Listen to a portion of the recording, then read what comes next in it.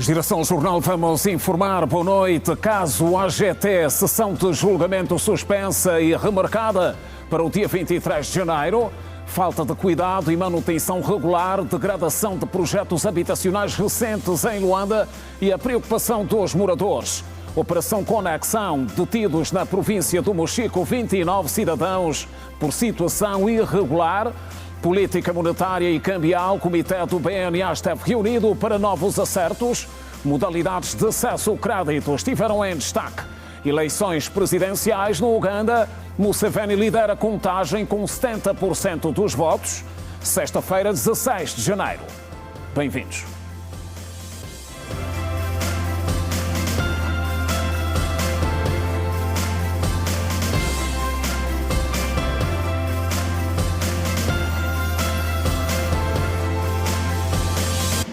Outra vez, boa noite. Começamos hoje com a preocupação ligada à degradação paulatina de alguns dos projetos habitacionais erguidos em Luanda nos últimos anos e que, apesar do pouco tempo, encontram-se em estado de conservação preocupante devido à falta de cuidado.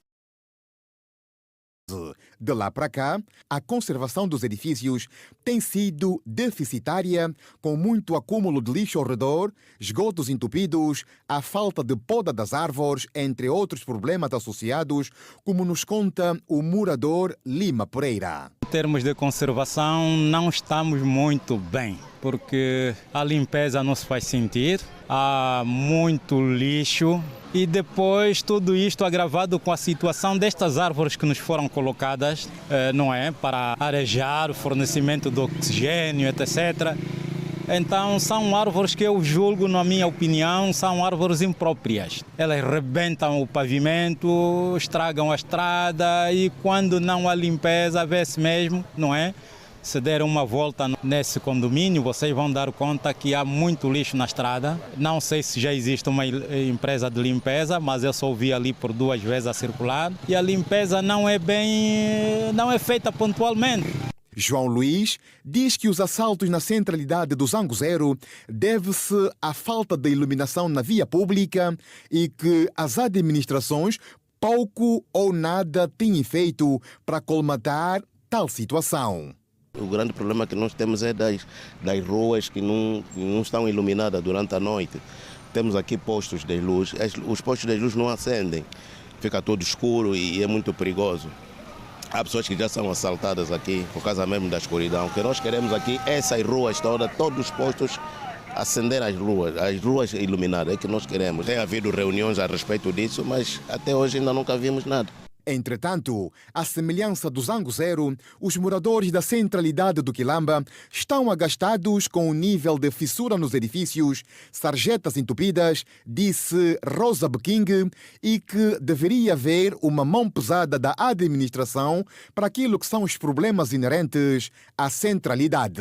Eu diria péssima, ou perto disso. Eu acho que isto é uma situação que acontece não só por conta dos moradores, mas também porque acredito que a administração também tem parte de culpa nisso. E claro, nós somos mais os moradores, porque os moradores é quem degradam, entre aspas, a centralidade principalmente. Mas a administração sim devia se calhar ter uma mão pesada, se calhar olharem aspectos mais básicos como a iluminação, saneamento, os edifícios, sim, muitos deles têm fissuras, muitos deles começam a ruir e não falamos em desabamento, mas qualquer dia chegamos perto disso. Seria necessário uma manutenção periódica, primeiramente, manutenção. E também acho que os moradores precisam de sensibilização. Sabemos que no Quilamba vêm pessoas de várias zonas e posso mesmo dizer que se calhar pessoas que não estão ou não estamos acostumados em viver em zonas que estão urbanas como o Quilamba e há hábitos que não deixamos para trás. Os famosos Homem-Aranha não dão sossego aos moradores, assaltando residências e viaturas nos parques para subtrair placas e, por esse motivo, as residências estão, na sua maioria, gradeadas. Não é diferente, também há muita delinquência, os famosos Homem-Aranhas, e acho que esta é uma das razões que vê todos os edifícios que faz com que todos os edifícios fiquem agradeados, podemos assim dizer, o que também estraga a estética do edifício, a estrutura. E eu acredito que quando esses edifícios foram erguidos, não foram feitos para futuras perfurações, para agradeamento. Francisca Bastos foi vítima de furto da placa da sua viatura e diz ser frustrante. Já não conseguimos estacionar devidamente. Já aconteceu em mim 2 vezes, me roubaram a placa 2 vezes. Vamos confiar a quem? Nós já sentimos o cheiro do esgoto dentro de casa. Eu digo isso porque eu tenho a certeza, porque na minha casa também já sinto o cheiro dentro de casa do esgoto e isso é complicado. Moradores esperam melhorias na resolução dos problemas das centralidades para o bem-estar de todos. A delegação do Ministério do Interior na província do Mochico realizou ações que resultaram na detenção de 29 cidadãos da República Democrática do Congo, todos em situação irregular no âmbito da Operação Conexão, realizada com foco no reforço das medidas de combate à imigração ilegal e crimes conexos. No âmbito da Operação Conexão, que visa o combate à imigração ilegal e crimes conexos, uma comitiva de efetivos da Delegação Provincial do Ministério do Interior procedeu à interpelação e retenção ao longo da primeira quinzena do mês de janeiro de 2026, cerca de 29 cidadãos de nacionalidade estrangeira, dos quais 25 homens e 4 mulheres, quando pretendiam embarcar e seguir viagem de comboio com destino ao município do Cuito, na província do Bié. No quadro das ações operacionais desenvolvidas, resultou na interpelação e retenção ao longo da primeira quinzena deste mês de janeiro de 2026 de 29 cidadãos estes indocumentados, todos eles com a nacionalidade de congoleses democratas. Referimos que destes 29 cidadãos, 25 são homens, 4 mulheres, quando pretendiam embarcar e seguir a viagem para o Cuito, província do Bié. Segundo o porta-voz do MININTE na província do Mochico, são cidadãos da República Democrática do Congo que entraram no território nacional a partir da província da Lunda Norte. São cidadãos da República Democrática do Congo, conforme referenciamos, todos indocumentados, que entraram ilegalmente no território nacional a partir da província da Lunda Norte, escapando das autoridades policiais e migratórias, com intenção daqui já da província do Mochico, concretamente no Luena, embarcarem de comboio e serem transportados até a província do Bié e daí seguirem então para o interior do país. Importa salientar que desde o início da Operação Conexão, em outubro de 2025, a Delegação Provincial do Mochico resistiu à saída de cerca de 174 estrangeiros em situação migratória ilegal. Até a data presente, registrou-se a saída do nosso território a partir da província do Mochico de 174 cidadãos estrangeiros em situação migratória ilegal. O dirigente salientou ainda que a legislação angolana criminaliza todos aqueles cidadãos que de alguma forma auxiliam os imigrantes ilegais na falsificação de documentos e o acolhimento em suas residências. A mensagem que se passa a todos aqueles cidadãos que possivelmente acolhem os cidadãos em condição de imigrantes ilegais, os cidadãos que auxiliam os cidadãos na condição de imigrantes ilegais, na obtenção de documentos, na falsificação de documentos e outros requisitos, ou até mesmo que os acolhem nas suas residências, no âmbito da legislação em curso, criminaliza todos esses cidadãos que auxiliarem os imigrantes a residirem de forma ilegal no nosso território. Os efetivos do Ministério do Interior, na província do Mochico, apreenderam ainda diversos documentos, dentre eles bilhetes de identidade suspeitos de falsificação. Até ao exato momento, foram retidos 52 bilhetes de identidade nacional e destes já estão em cooperação com o Gabinete Provincial da Justiça e Direitos Humanos e a própria PGR, correm expedientes para a verificação da autenticidade desses documentos E também está a se trabalhar para aferirmos qual é a origem destes documentos e como esses cidadãos foram adquirindo então estes documentos de forma fraudulenta ou até mesmo em alguns casos a nacionalidade angolana de forma fraudulenta. A sessão de julgamento do caso AGT, que teve início nesta quinta-feira no Tribunal da Comarca de Viana, foi suspensa e remarcada para o dia 23 deste mês, devido à ausência de 6 empresas arroladas no processo como arguidas. A sessão de julgamento do mediático caso AGT começou às 10 horas da manhã e terminou por volta das 22 horas. Na audiência, os causídicos não pouparam críticas tanto ao Ministério Público como ao Tribunal. There nossas concertas, a outra conversações. Todos os poucos remédios e a empresa precisava ser feita. Let's go, desta.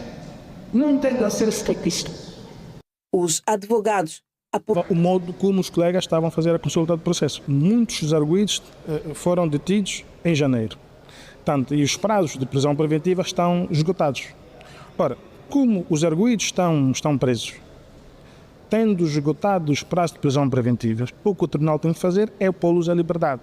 Portanto, esperar que o processo todo decorra em liberdade e não mais em prisão preventiva. Portanto, é uma questão que foi apresentada porque assim dita a lei e vamos esperar então que o tribunal se pronuncie em relação a isto. E isso, de certa forma, prejudica o andamento do processo? Nós estamos ainda nas questões prévias, né? Nós, como advogados, estamos a ler as nossas questões prévias, se há ou não condições de avançar com a audiência, uma vez que grande parte dos meus colegas não tiveram acesso à acusação. Durante a audiência, a defesa pediu a substituição do representante do Ministério Público, Edson Faria, uma vez que foi o magistrado na fase de instrução contraditória, alegando que, à luz da lei, trata-se de uma ilegalidade. O magistrado do Ministério Público está hoje a acompanhar este processo, já em sede de julgamento, portanto, não deve acompanhado por estar impedido, porque já participou nas outras fases do processo. Em relação à sala de audiência, é de facto uma pena o que está a acontecer, porque, se reparar, o processo é da 7ª secção. A 7ª secção é da comarca da província é da comarca de Luanda e não tem condições para julgar um processo dessa dimensão. E, em alternativa, o processo foi trazido até aqui ao Tribunal de Viana. Mas o Tribunal de Viana também não tem condições, porque esta sala é um auditório que foi improvisado para se realizar o julgamento. Nós, enquanto mandatários, estamos no formato de plateia, os arguidos estão atrás de nós, belisca todo um processo e o processo já parte inclinado, o processo fere de forma muito grave o princípio do processo justo e equitativo. Em resposta, o magistrado afirmou que está legitimado a fazer parte do julgamento e sem qualquer impedimento legal, tendo afirmado que a maior parte das questões prévias levantadas pelos advogados foram indeferidos. Há todas as questões aqui apresentadas, porque no rigor que 99% delas não são questões prévias na apreciação do Ministério Público. E em jeito de pronunciamento tabulado devem ser indeferidas, está-se a requerer anulação da acusação. As questões levantadas ou fundamentadas para anulação da acusação, entendo o Ministério Público que são questões que vão ser discutidas na próxima fase, que é a da produção da prova.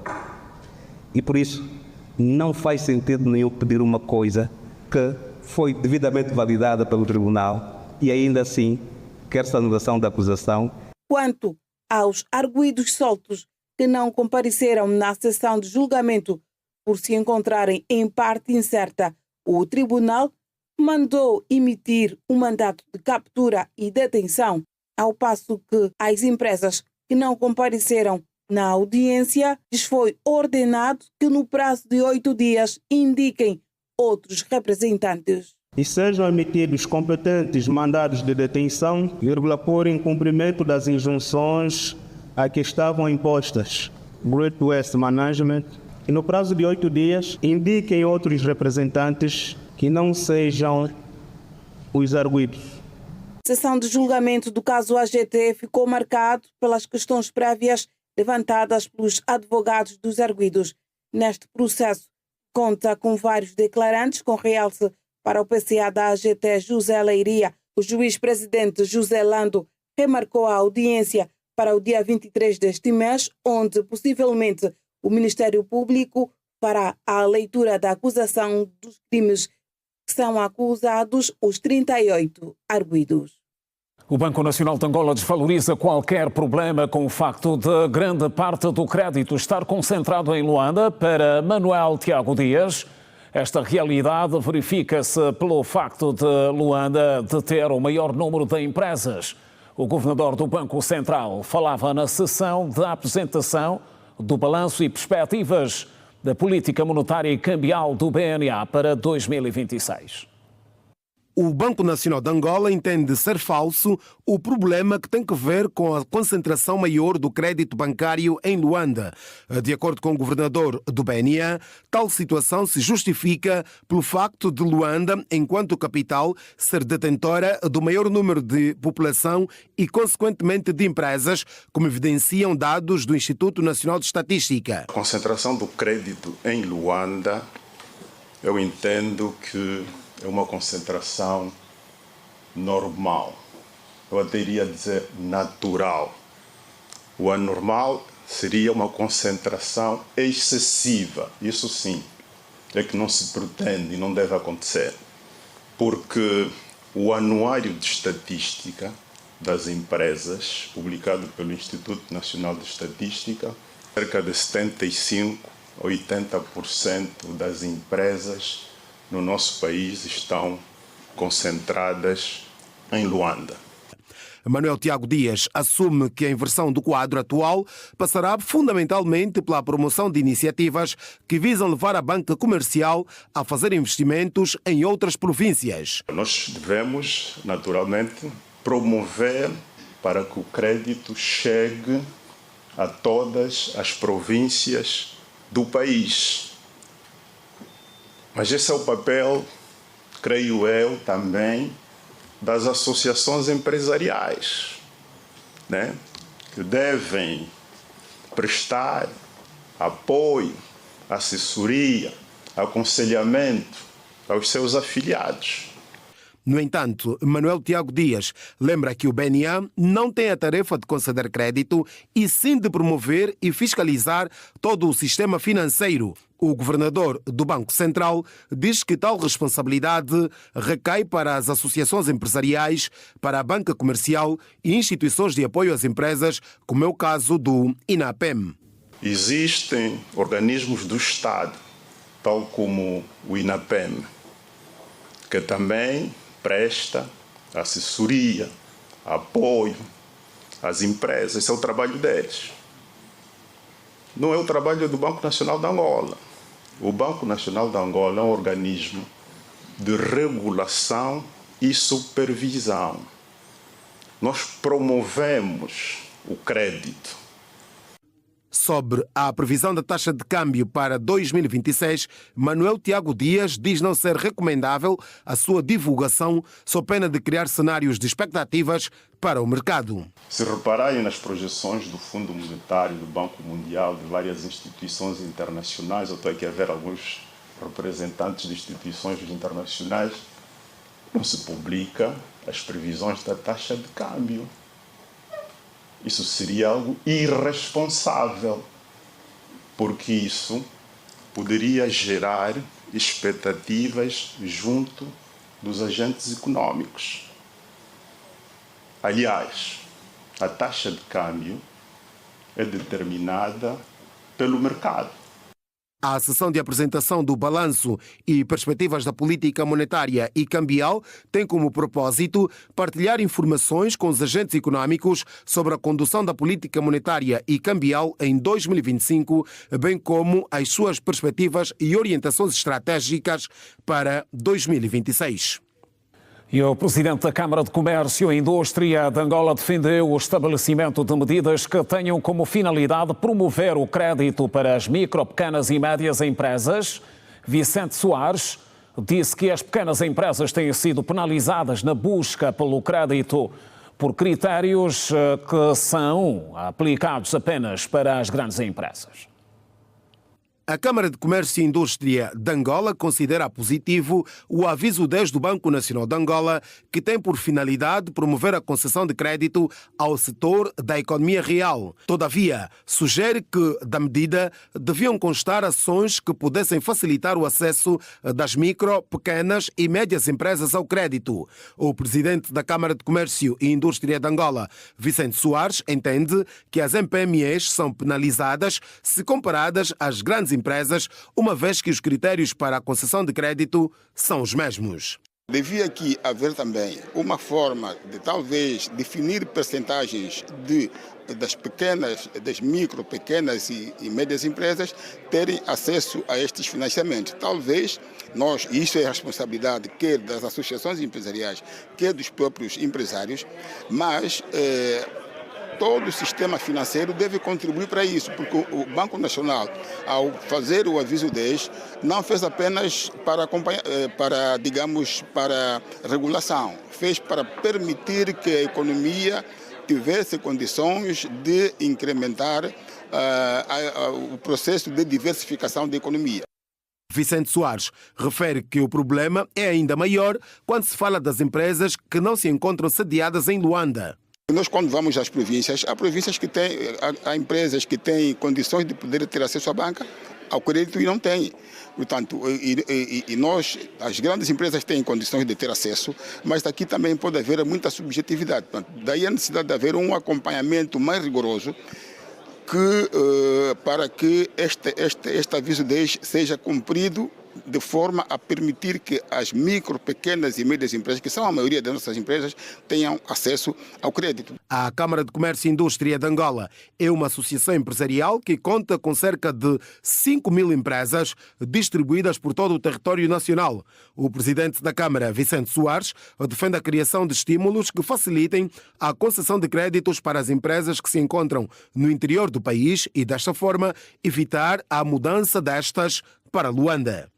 Trabalhar em conjunto com o setor privado para fazer com que este crédito também seja feito nas províncias, para que as empresas que estão cá concentradas comecem a migrar para as províncias, vendo que as pequenas, mesmo em número pequeno, que estão nas províncias, têm acesso ao crédito. Devia haver aqui até prioridade para aquelas que estão nas províncias. Em igualdade de circunstância, de uma empresa que está em Luanda e de uma que está na província, digamos que priorizar a que está na província. E isso iria fazer com que as que estão em Luanda se movimentassem para as províncias. A Câmara de Comércio e Indústria de Angola foi criada em 1988 por iniciativa de 43 empresas públicas e privadas com o objetivo de juntar a classe empresarial para a defesa dos seus interesses e partilhar esforços com o Estado com vista a promover e reforçar as relações económicas e comerciais com o resto do mundo. Boa governação, reflexões e compromisso. Em destaque.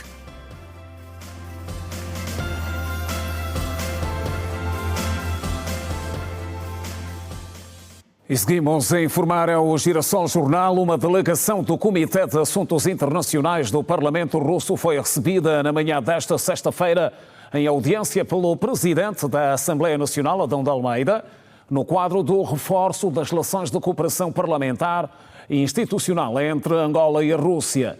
No fim da audiência, a delegação garantiu a continuação das relações entre ambos os países nos mais variados domínios.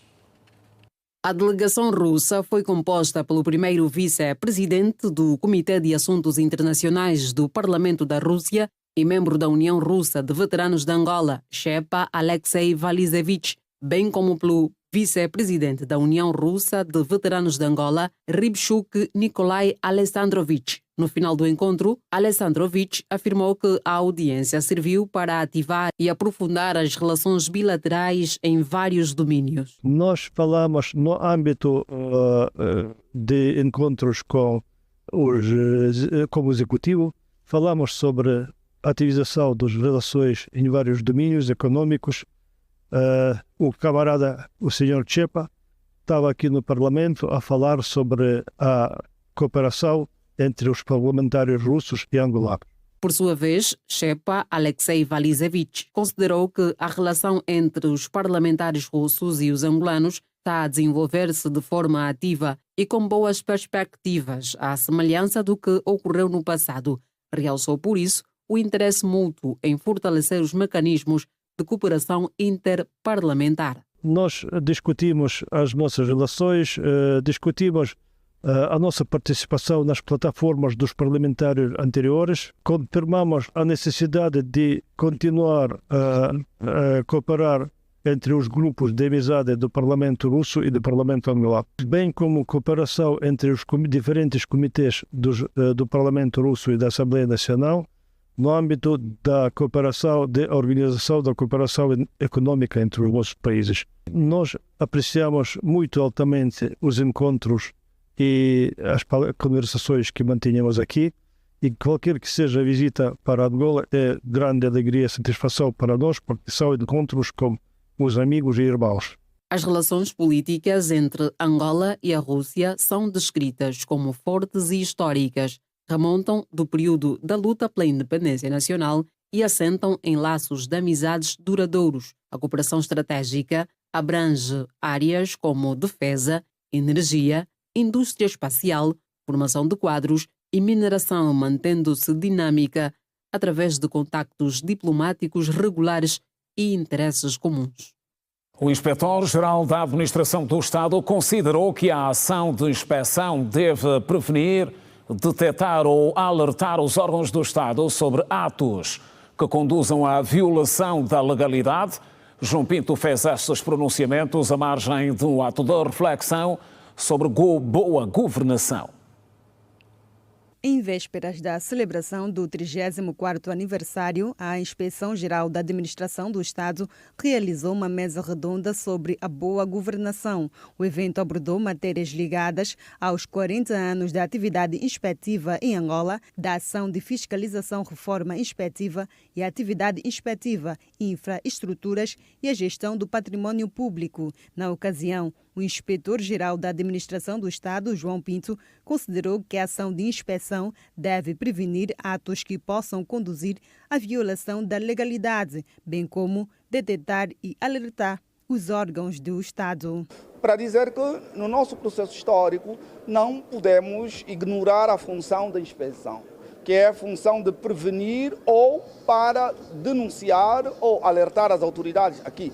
O titular do Poder Executivo ou a PGR, o Tribunal de Contas, sobre atos que ponham em causa o interesse público. Com este evento, a Inspeção-Geral da Administração do Estado pretende promover as boas práticas de gestão, fiscalização e valorização do património do Estado. João Pinto afirmou, por outro lado, que a atual Constituição é mais exigente e que cabe aos inspetores agirem com clareza e reserva. A independência não se põe em questão porque a independência é dos tribunais. Qualquer litígio, qualquer cidadão que sentir-se, devassado na sua vida ou que o ato da inspeção violou seus direitos fundamentais, se ele conseguir provar no tribunal. Mais de 45 milhões de dólares foram arrecadados pela Endiama em 2025. A informação foi avançada pelo presidente do Conselho de Administração da referida empresa durante a realização do balanço anual das atividades. Para este ano, a previsão é de aumentar a produção.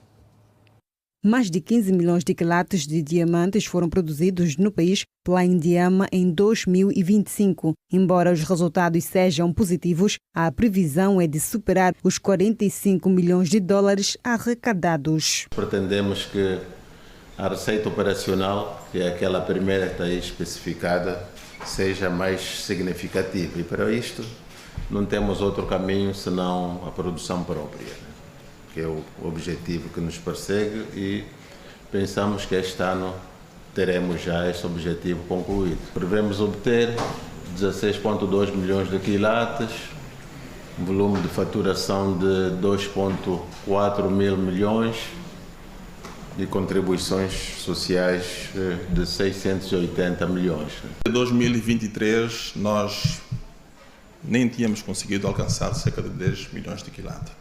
Hoje o país produz acima de 10 milhões de quilates. O ano passado produzimos 14 milhões, o ano antepassado produzimos, portanto, 14 milhões e em 2025 atingimos então os 15 milhões de quilates. Durante a sua intervenção, o ministro dos Recursos Minerais, Petróleo e Gás, Diamantino Azevedo, disse que um dos desafios do setor não está na produção, mas sim na venda do diamante a bom preço. Atingimos bons níveis de produção, infelizmente o preço não tem ajudado, de maneiras que foi o que eu disse no início, que hoje não basta só produzir, devemos produzir, não só operacionais, porque um dos outros custos que temos no nosso país que precisam de ser olhados com atenção. Com o início e a ampliação da nossa participação na lapidação, nós pensamos que podemos melhorar significativamente os nossos preços. Diamantino Azevedo falou também da necessidade de massificar o diamante natural, diminuir os custos administrativos e encontrar soluções tecnológicas que ajudem no processo. Na visão do administrador executivo Laureano Paulo, estas ações podem melhorar o preço médio do diamante a nível do país. Aumentar o nível de produção do cachepa vai fazer com que, de facto, nós vamos melhorar significativamente o preço médio do país. Em 2024, a Indiama detinha no seu estoque cerca de 4 milhões de quilates, número que viu reduzir em 2026 para 3 milhões. E falamos agora de saúde. Luanda conta com apenas 2.000 técnicos de diagnóstico e terapêutica, número considerado insuficiente para atender às necessidades. A informação foi avançada nesta sexta-feira pelo diretor provincial de saúde em Luanda, que, no ato de encerramento do primeiro Congresso dos Técnicos de Diagnóstico e Terapêutica, decorreu sob o lema Excelência do Diagnóstico e Humanidade no Tratamento, destacou a necessidade de mais empenho da classe. Mais de 200 profissionais provenientes das 21 províncias do país participaram neste congresso com o objetivo de refletir sobre a prática multidisciplinar no diagnóstico e na terapêutica, visando o cuidado integral do paciente. No final do encontro, os participantes afirmam sair munidos de mais experiência e também conhecimento. O conhecimento é contínuo. Todos nós temos que estar sempre a dar o seu melhor naquilo que é o conhecimento. Diagnóstico e abordagem.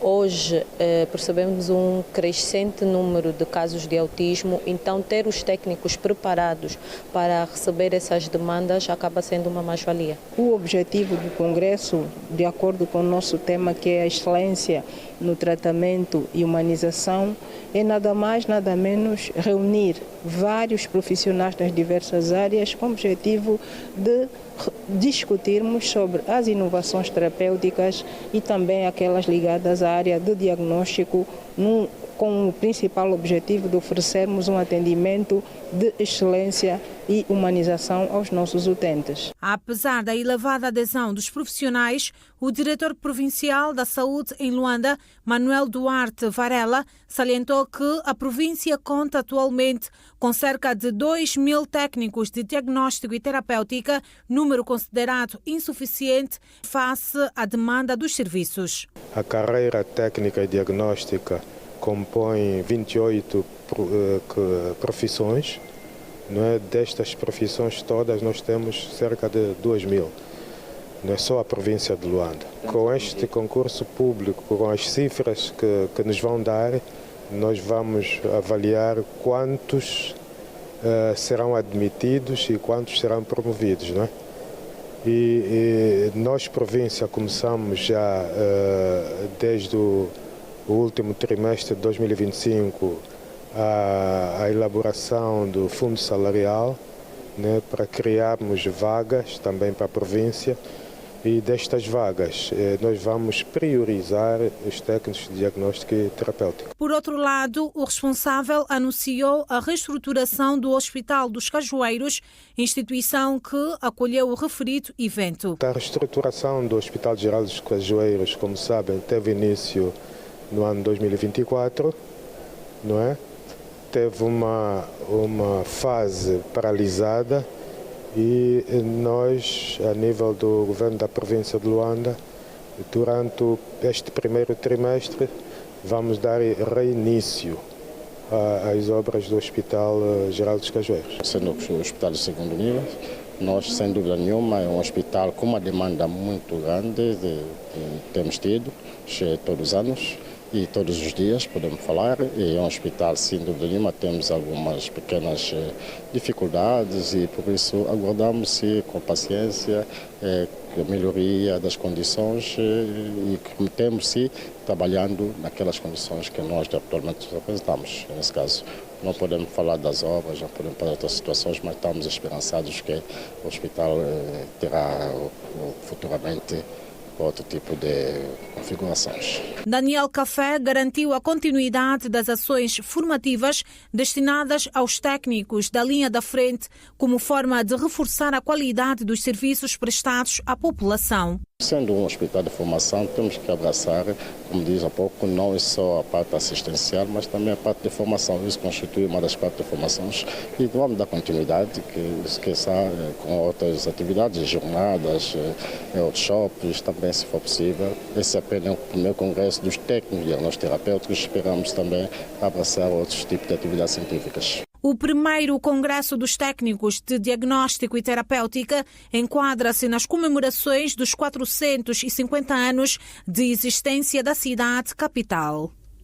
E mais de 750 funcionários do Hospital Azancot de Menezes serão capacitados em matérias de segurança hospitalar. A iniciativa conta com a parceria da Academia Marítima de Inovação e visa dotar os profissionais com mais conhecimentos e capacidade de enfrentar eventuais riscos.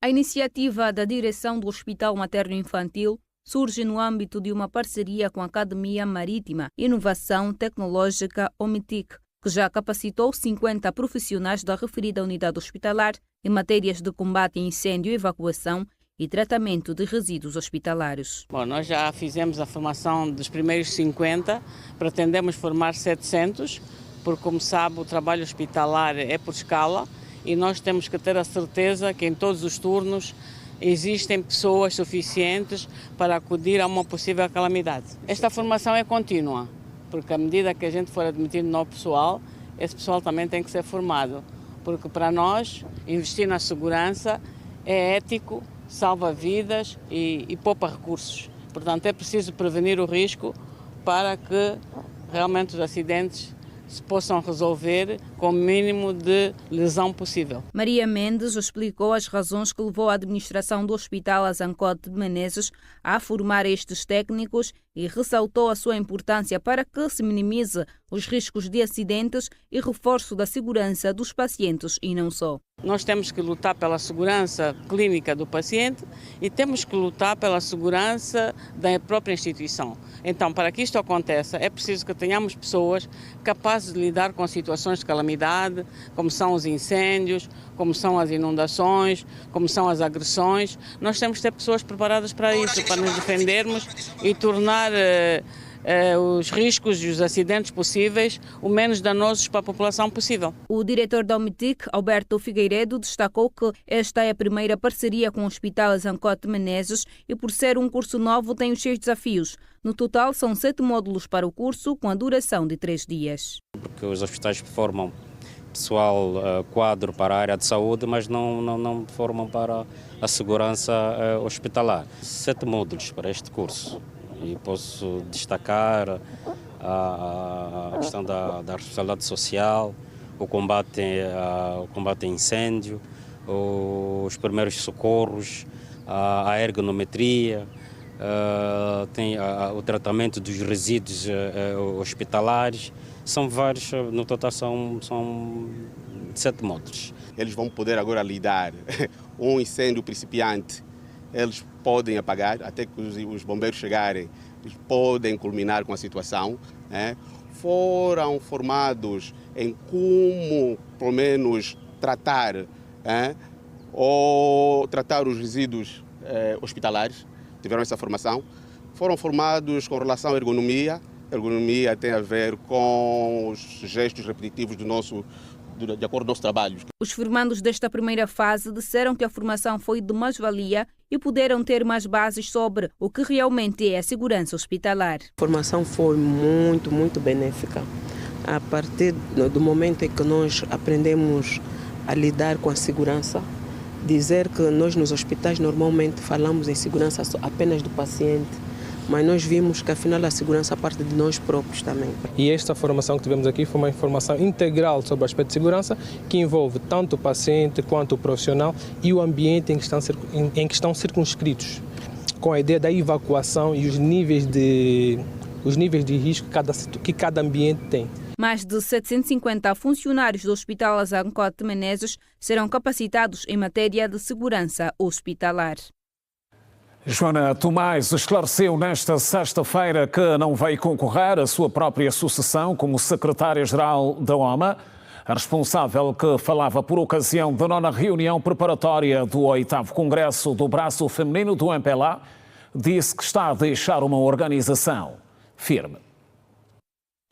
A discussão e a aprovação das atividades para o ano de 2026 e, igualmente, a apresentação do projeto de relatório das atividades realizadas pelo Comitê Nacional da Organização da Mulher Angolana entre 2021 e 2025 marcaram o primeiro de 2 dias da 9ª reunião ordinária. O discurso de abertura foi proferido pelo secretário-geral do MPLA, Paulo Pombolo, que evidenciou a dedicação e disciplina das dirigentes da organização feminina ao longo do processo assemblar. Paulo Pombolo acentuou a relevância da OMA no ano que considera desafiante, marcado pela preparação do partido rumo à vitória nas eleições de 2027. Com a unidade, coesão interna, mobilização e organização, o MPLA continua a considerar a OMA como um dos principais pilares das suas vitórias. Por isso, continuamos a confiar na nossa organização feminina e assim peço ao Comitê Nacional da OMA que respondamos a seguinte palavra de ordem, que já é habitual no seio da OMA. Quando passamos pelas províncias, pelos municípios, sempre ouvimos na voz das nossas camaradas essa palavra de ordem. Faça sol ou faça chuva, a OMA não recua. O 8º Congresso das Mulheres do Partido MPLA vai acontecer de 28 de fevereiro a 1 de março e deve culminar com a eleição da mais nova secretária-geral da Organização Feminina do Partido MPLA. Joana Tomás, secretária nacional, diz não se candidatar à sua própria sucessão numa demonstração de democracia interna do seu partido, reiterando o compromisso de continuar a servir a organização do MPLA. Com a nossa decisão, também estamos a contribuir para a democracia na nossa organização. Vou continuar ativamente a servir a minha OMA, na minha secção de base e aí onde eu estiver.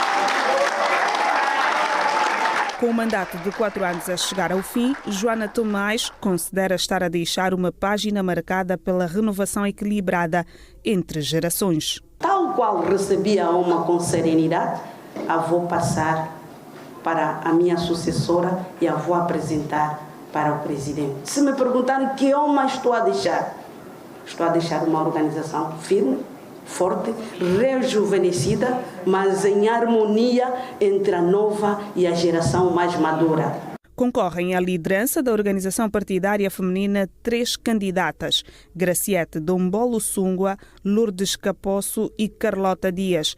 Também esteve na corrida Adelina Samba Locala, que viu a sua candidatura invalidada por não preencher os requisitos previstos no Estatuto da OMA, que estipula um mínimo de 10 anos de militância para o efeito. Girassol Jornal, primeiro intervalo. Até já.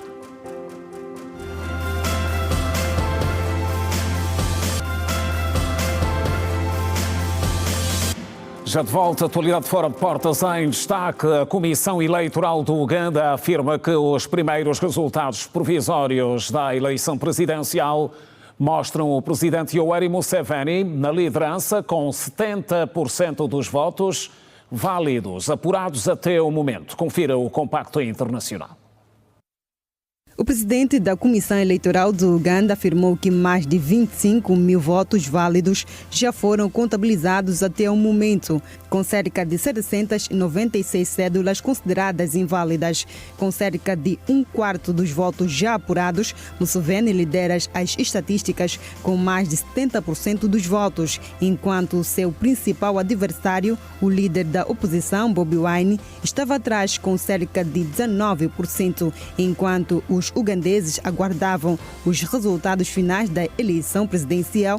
A incerteza paira no cotidiano, com lojas permanecendo fechadas, o transporte público limitado e as interrupções da internet se agravando. Ainda nesta sexta-feira, o líder da oposição ugandesa, Bobi Wine, foi colocado em prisão domiciliar.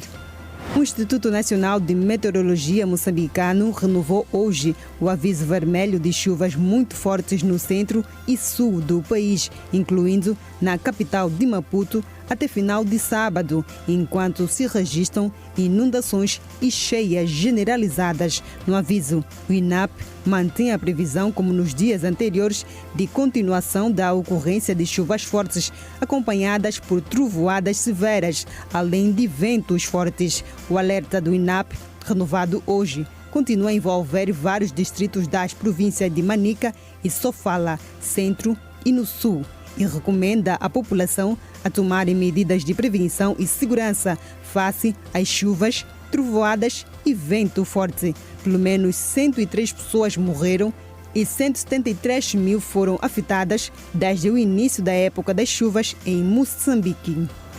O presidente dos Estados Unidos, Donald Trump, ameaçou impor tarifas aos países que não apoiarem o seu plano em controlar a Groenlândia. Estas declarações surgem depois de Trump se reunir com uma delegação da Dinamarca, país ao qual pertence a ilha. Durante a sua intervenção, Trump relembrou uma conversa tida com o homólogo francês Emmanuel Macron, na qual ameaçou por uma tarifa de 25%, por forma a pressionar o aumento de medicamentos no país europeu. Ainda nesta sexta-feira, o presidente da República de Portugal, Marcelo Rebelo de Sousa, afirmou que uma eventual intervenção na Groenlândia não pode ser aceita por Portugal. Groenlândia é um território autônomo sob a soberania da Dinamarca, estrategicamente localizado no Ártico, com uma população de cerca de 50 mil pessoas.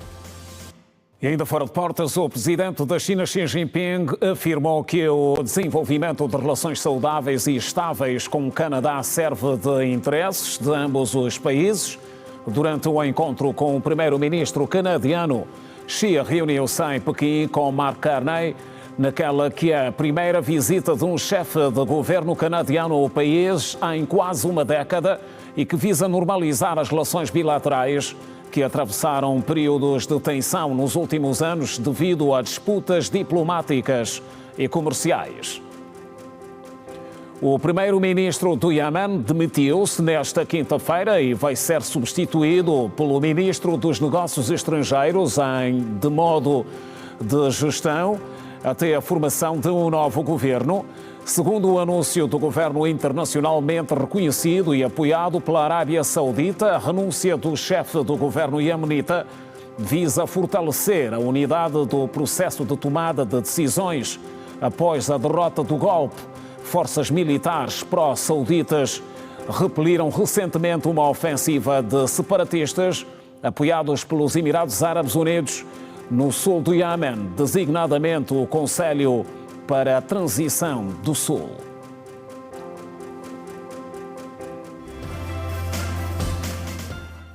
Willa, alimentação escolar. Passos em destaque.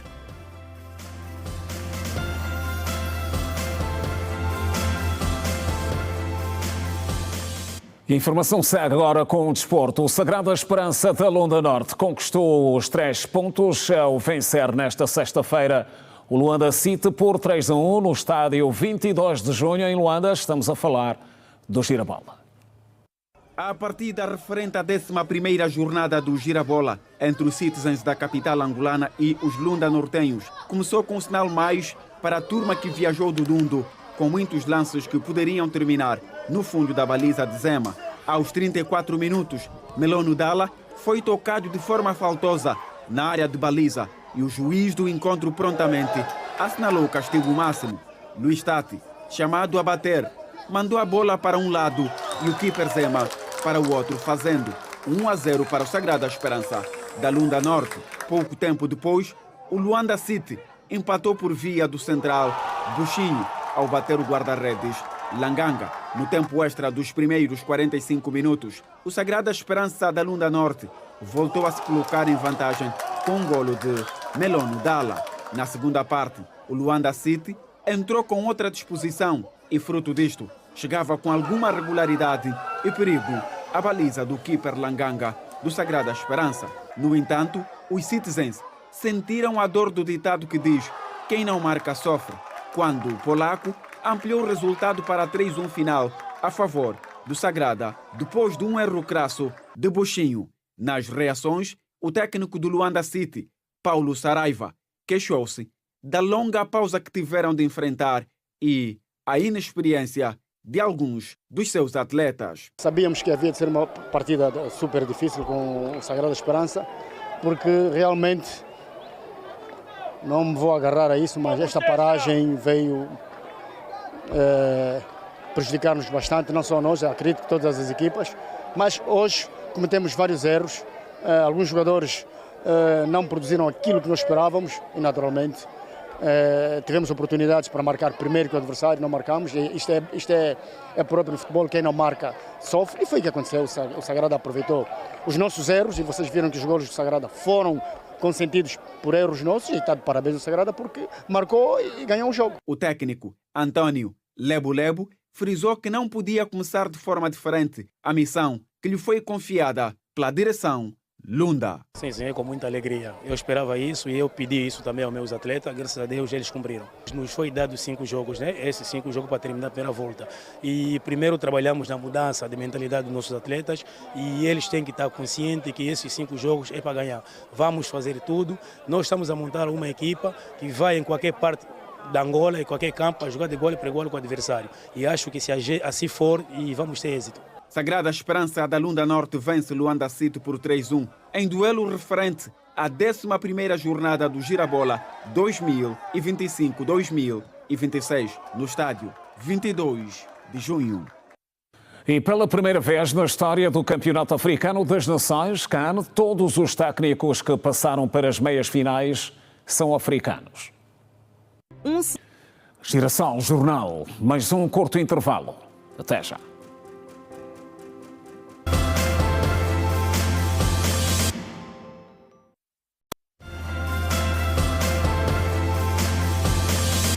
Regresso das notícias no Girassol Jornal e esta triste que marca esta edição do Girassol Jornal no Capalanga, uma rua da Prelex. 3 meninas com idades entre os 3 e os 5 anos desapareceram enquanto brincavam e foram de seguida encontradas sem vida dentro de uma viatura. 2 famílias, 2 mães perderam as suas filhas. O bairro Capalanga chora pela morte trágica de 3 crianças. Trata-se das pequenas Daniela, Amilda e Francisca, de 5, 4 e 3 anos de idade, sendo as 2 últimas filhas da mesma mãe. Só sei que elas foram brincar, depois vão voltar. Mas a minha irmã mais velha começou a lhes procurar para lhes dar banho, já não lhes encontrou mais. É assim que fica mais lhes procura. Alguém lhes matou e lhes meteu no carro. Eles metem no carro fechado, pai. Lembra-se, mana, esse sofrimento que eu tô com ele, mana. Ele lembra-se. Estavam mesmo mal. As vistas todas saíram das crianças. 4 anos, que conta uma outra versão dos factos. Então ela chama as filhas dela para eles ir. E ela queria levar a Daniela. Eu falei, não, já não lhe leva mais a Daniela, onde você está aí fazer a limpeza com a vassoura dele. Então ela disse, não, mamãe, estou aí fazer limpeza porque eu já vou mudar. Estou já ir fazer a limpeza, mas estou levando minhas duas neném também, quero ir com a Daniela. A minha filha disse, não, mana, não deixa mais para a Daniela levar. Eu falei, não, eu deixo. Não começa a chutar as crianças. Eu não pensei numa, levou a Daniela foram fazer. Eu fiquei aqui por pensar que a vizinha está fazendo limpeza, as neném estão lá. Afinal, é lá onde foi. Não sei se ela fez limpeza, porque eu quero justiça, porque foram meter as crianças nesse carro. Esse carro já está caminho de 5 anos. Entretanto, o Serviço de Investigação Criminal já se pronunciou a respeito do ocorrido. O ciclo anda através do seu piquete do município dos Molenvos. Tomou conhecimento ontem, 15 de janeiro, por volta das 19 horas, da existência de 3 cadáveres de 3 menores de 3, 4 e 5 anos de idade no interior de uma viatura de marca Mazda em um parque de estacionamento. Para se aferir este dado, os operacionais compostos por investigadores e também especialistas de criminalística fizeram-se ao local e constataram em loco a denúncia. Dos exames feitos inicialmente, não se vislumbrou nenhum tipo de ferimento no corpo dos 3 menores. Só a necrópsia, só a autópsia poderá dizer o que realmente terá acontecido. Mas vale referir que, pese embora tenhamos conhecimento ontem deste caso, as menores já se encontravam desaparecidas desde o dia 14. Muito triste. Na província da Huila, 14 pessoas morreram no ano passado, vítimas de descargas elétricas. O fenómeno natural provocou igualmente, no mesmo período, 8 feridos e a morte de 24 cabeças de gado bovino. 14 pessoas morreram na província da Huila vítimas de descargas elétricas em 2025. Segundo a chefe do Departamento de Comunicação e Imprensa do Serviço de Proteção Civil e Bombeiros, no período, o fenómeno natural, registado nos municípios de Caluquembe, Dongo, Matala e Cacula, provocou igualmente 8 feridos.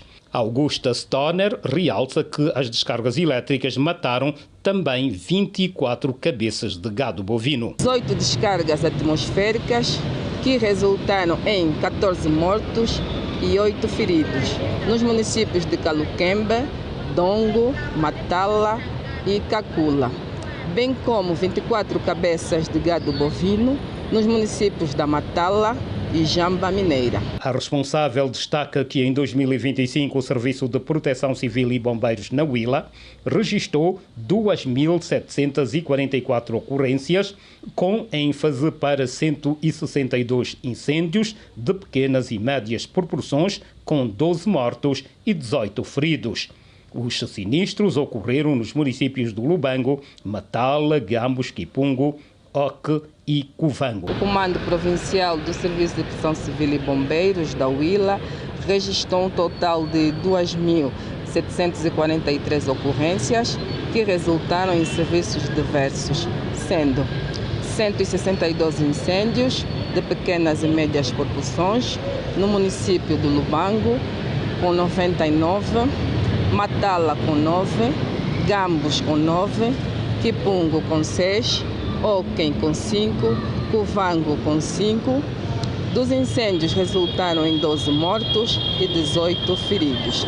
As causas dos incêndios foram fogo posto, curto-circuito, negligência, fuga de gás, descargas atmosféricas e aquecimento das cintas. Augusta Stoner sublinha que a corporação realizou ao longo do ano passado 1.201 serviços de socorro, entre atendimentos pré-hospitalares, evacuações, dispersões de enxames de abelha, e socorro a vítimas de desabamento de residências. Igualmente foram prestados um total de 1.201 serviços de socorros, distribuídos em 347 atendimentos pré-hospitalares nos municípios do Lubango, Matala, Umpata, Uvango, Palanca, Oquem, Gambos, Dongo e Chicomba. Igualmente tivemos 177 evacuações, 222 dispersões de enxames de abelhas. Ainda na província da Huila, o programa de alimentação escolar beneficiou desde o dia 5 do corrente mês um total de 6.000 alunos no município da Palanca. As refeições são servidas em 11 das 13 escolas do município por 3 empresas. 6.000 alunos do ensino primário do município da Palanca, na Huila, já beneficiam de refeições no âmbito do Programa Nacional de Alimentação Escolar. Segundo a administradora municipal, os beneficiários nesta primeira fase são de 11 das 13 escolas da região. De facto, já é uma realidade a implementação do Plano Nacional de Alimentação Escolar no nosso município. Referir que deu início no dia 5, começamos a servir, ou seja, começou-se a servir as primeiras refeições. Referir que os meninos estão satisfeitos, recepcionaram muito bem este programa. O município está a atribuir, ou seja, a implementar este programa a nível de 11 escolas do ensino primário, beneficiando assim perto de 6.000 alunos nesta primeira fase. Eva Lombe realça que os serviços são prestados por 3 empresas que até o momento têm cumprido com as suas obrigações contratuais.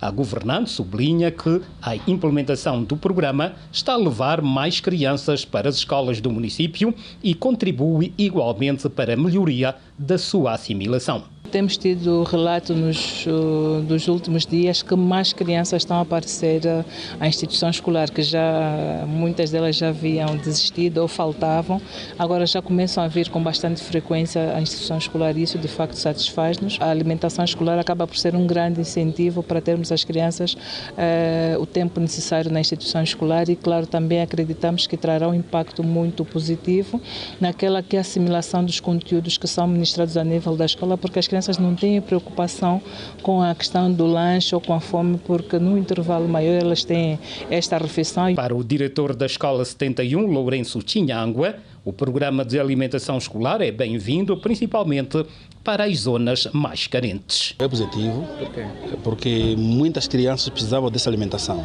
Há crianças que não têm, são vulneráveis e com essa alimentação está a ser um grande gesto. Notícias contadas na edição de sexta-feira do Girassol Jornal. Não perca amanhã a edição de fim de semana. Votos de continuação de boa noite. Passe bem em companhia da Rádio Girassol. Estamos juntos.